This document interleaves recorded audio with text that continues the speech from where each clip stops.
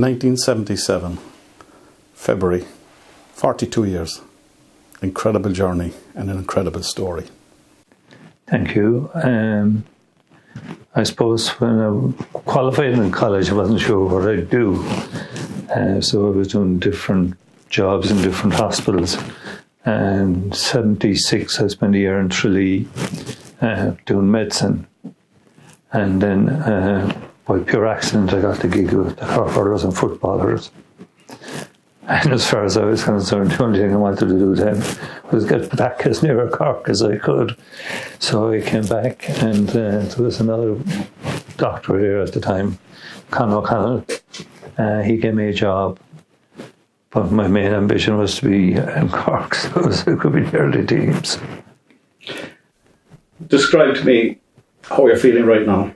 You're coming to the end of that 42-year career. Very emotional. I found it very hard saying goodbye. A lot of the patients upset. They understand why I'm retiring. I was 70 in June. But you must realise that I've known a lot of them for over 40 years. So it's a big change for them. Known as the best sports doctor in Cork, you've seen many changes over the years. How has the sports diagnosis changed from the 70s to now? Well, it's funny. I mean, a sports injuries doctor was unheard of, really, when I started out. Cork rarely had a doctor. Most teams didn't do doctors. So I got involved, and because I was with the Cork teams, I saw quite a lot of sports injuries. But over the years then, when MRI and all these things came in, fellas like me, all I was useful for was the mobile phone and the contacts.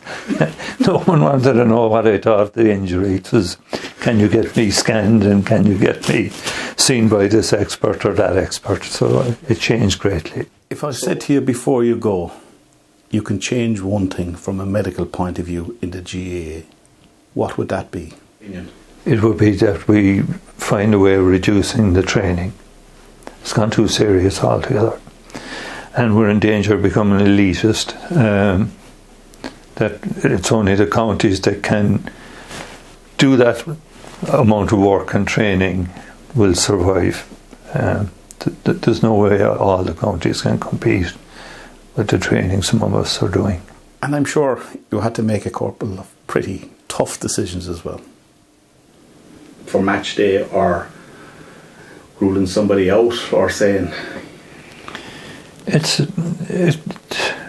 That time we used to leave it go to the last minute. And if you remember, I ruled you out of a Munster final. You weren't too impressed. No. Ruled JBM out with broken ribs, if you remember. In 1983, probably cost us the match. Yes, 1985, I think, yeah. In semi-final, yeah. Yeah, against Galway. Against Galway. Most of the time, it's obvious that they're not right. But that is a hard thing to do, to tell a fella he's not fit to play. The GA was very quick to bring in a backdoor system. But in the surgery in the past, you had your own backdoor. I had, and I lost it in the flood. When this place flooded, I got rid of it because the back door was the bane of my life.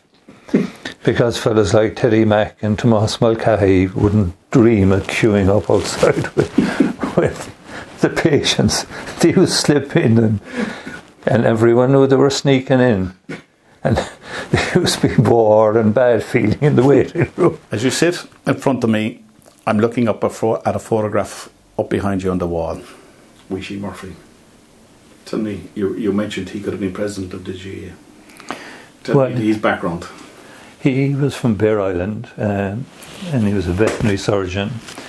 He used to tell me he himself and his brother used to row out from Bear Island, cycle to Bantry, get a taxi to Cork, train to Croke Park, and do the same coming back in order to play for Cork. His father used to light a bonfire so as he'd find his way home to Bear Island. So I grew up listening to those kind of stories. I also grew up in the backyard thinking I'd play for Cork. But I was about 14 when it dawned on me that wasn't going to happen. I did check Wikipedia before I came in for Dr. Conmurphy, and I see 4 football county medals with UCC. They were all on the one day. We got the county final in 1973 with 18 players, if you count me as number 18. I was a selector, the board delegate. I collected a box of medals, gave them out, 1 for myself and 3 left over. So you're the proud holder of 4 senior county football medals in the same day. Without playing. But go back to Wish. I mean, I'm looking at the caption and I'm looking at his record as a player, and he could have been president of the GA you mentioned. Well, I suppose he was chairman of Munster Council, and he was only 54 when he dropped it above the Kilkenny Limerick 73 All-Ireland final. And I suppose I would say he had his eye in it, definitely, but it didn't work out, sadly. So, when you went to Bear Island, you didn't get on the bike, and you didn't get the boat across, and you didn't get the bike all the way to Cork to go to Croke Park? No. But fond memories. Fond memories. Great upbringing. Brought up in the GA, I mean, what more could you ask for? Fantastic. I suppose, Doc, they say all good things have to come to an end. Thanks, it's a time for you. Yeah. But I started by saying congratulations, and I'm going to finish by saying congratulations. You've been a stalwart, you've been a father figure, and I think I'm speaking on behalf of everybody. The public that came in here, the sporting people that came into your surgery. It's been an incredible journey, and you've been a friend to everybody. So can I say congratulations and thank you very, very much indeed. Thank you very much, Tomas. Now I'm going to stand up and I'm going to ask you to give me a little hug. This is probably my last time inside here as well, you know. So it's fantastic.